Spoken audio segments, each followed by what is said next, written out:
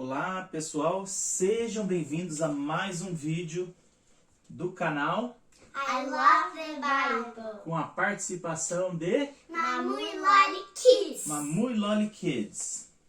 Sigam Mamui Lolly Kids no Instagram. Então hoje a gente vai falar do quê?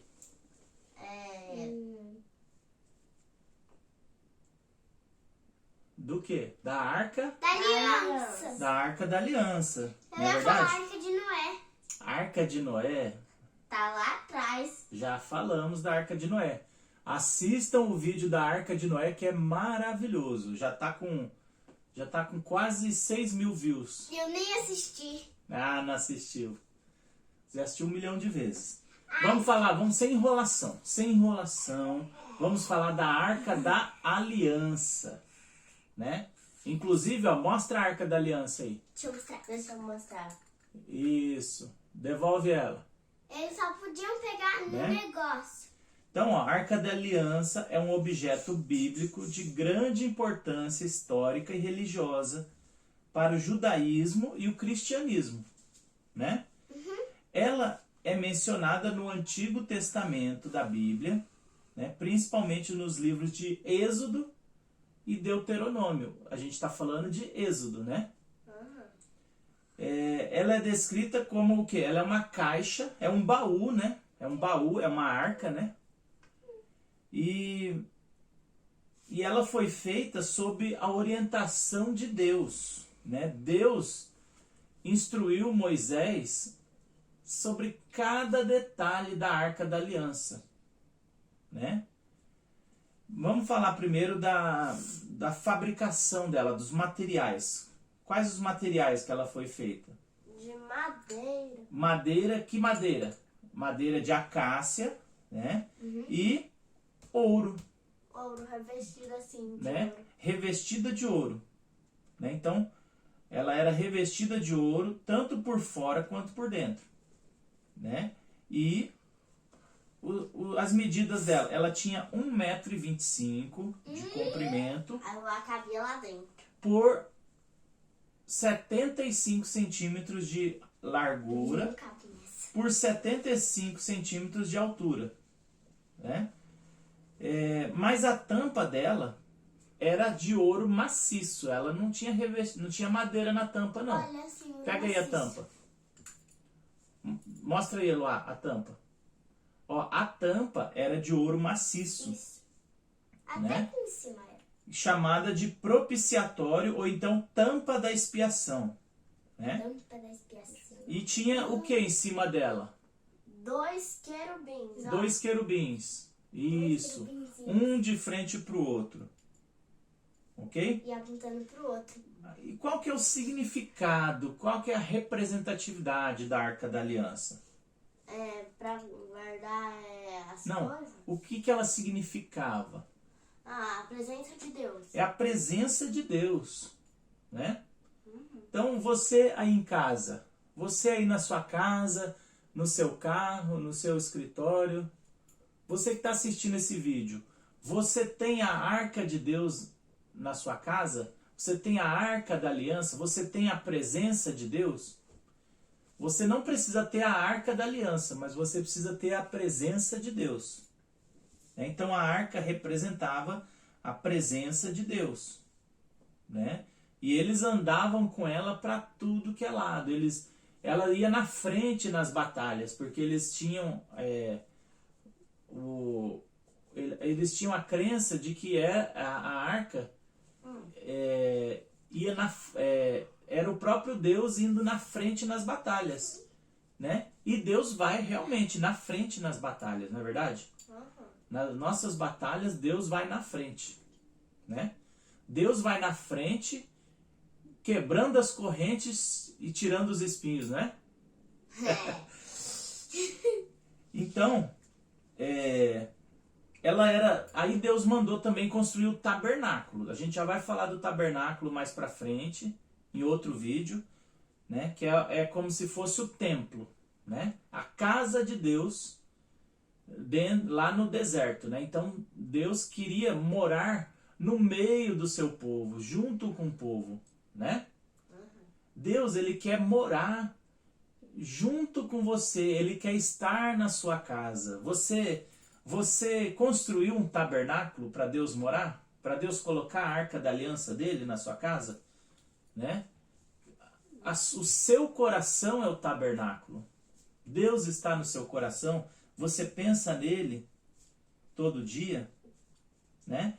Então ela era colocada no Santo dos Santos, que é a parte mais longe, mais profunda do templo, né? Quem é que podia entrar nesse lugar aí, no lugar santíssimo? Só o sumo sacerdote. Só o sumo sacerdote, não era nem qualquer sacerdote. Porque quem eram os sacerdotes? Eram os descendentes de Arão. Arão. Quem era Arão? Irmão de Moisés. Irmão de Moisés, né? Arão, irmão de Moisés. Aí caiu. E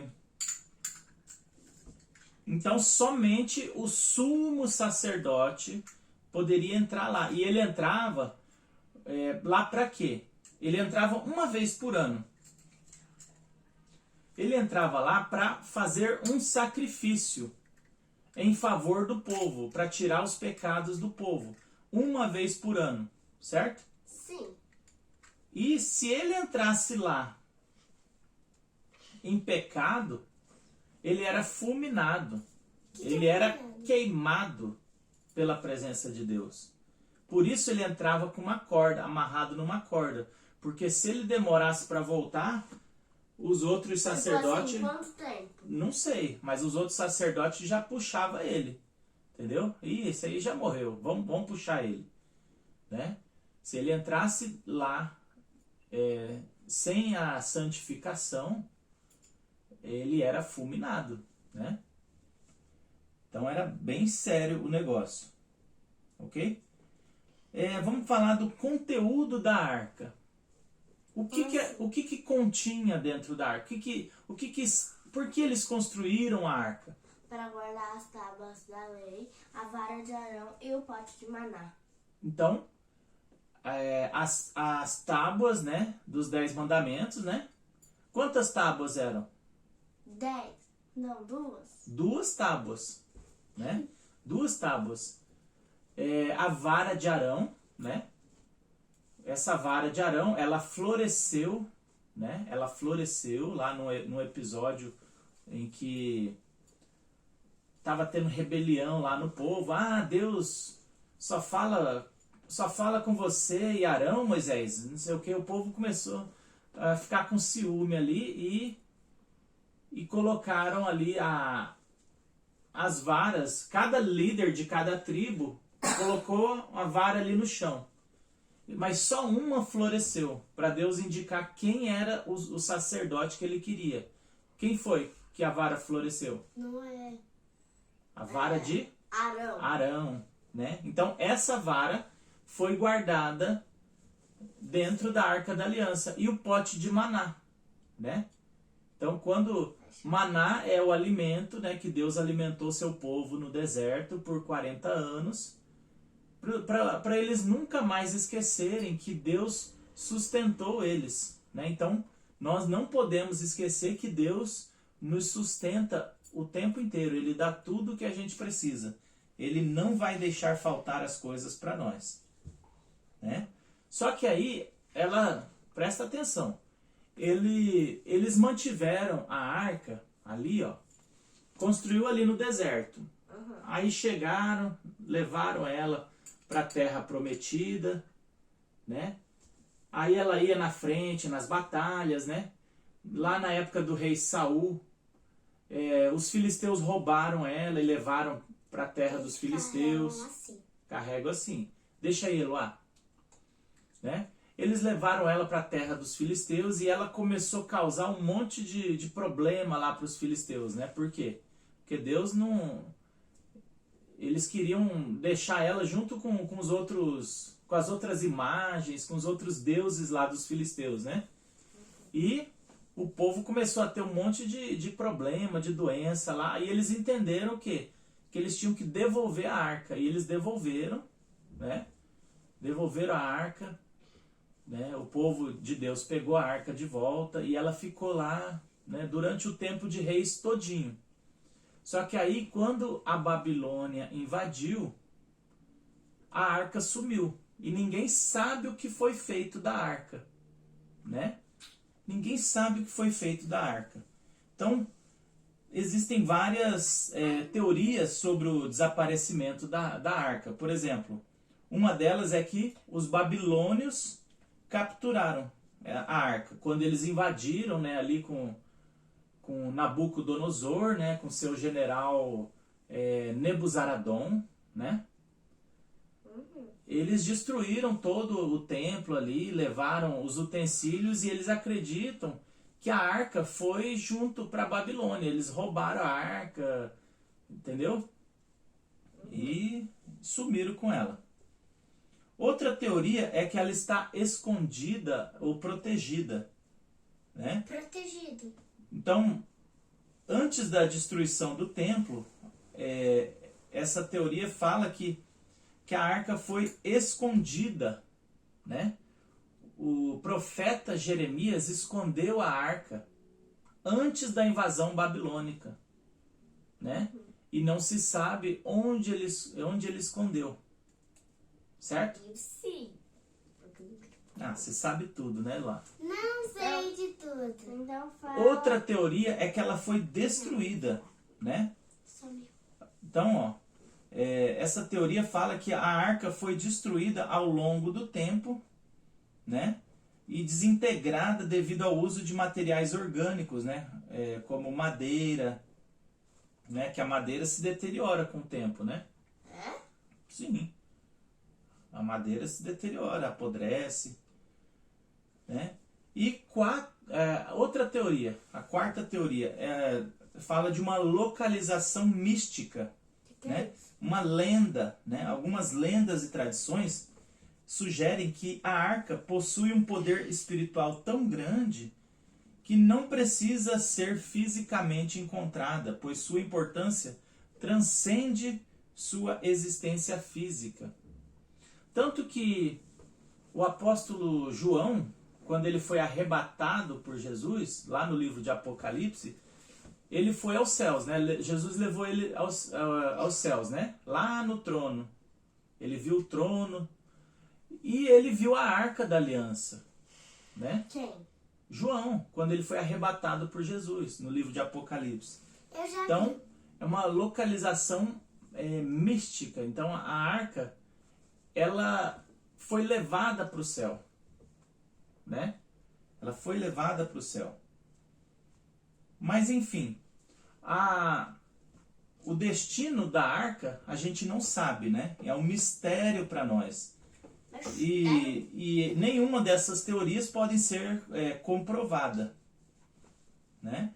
Mas ela continua influenciando, né, a nossa fé, a nossa cultura, né? E é de muitas pessoas no mundo, né?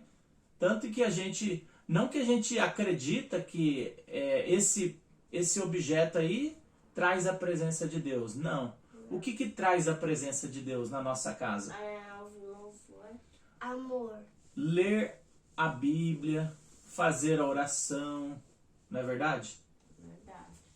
Ler a Bíblia, fazer oração, fazer um devocional, né? Amar a Deus, não é verdade? Isso atrai a presença de Deus. Isso atrai a presença de Deus na nossa casa. A arca ficava no tabernáculo. Nós somos o tabernáculo. Porque segundo o diácono Estevão, lá no livro de Atos, né? Daqui uns dias a gente vai falar do diácono Estevão.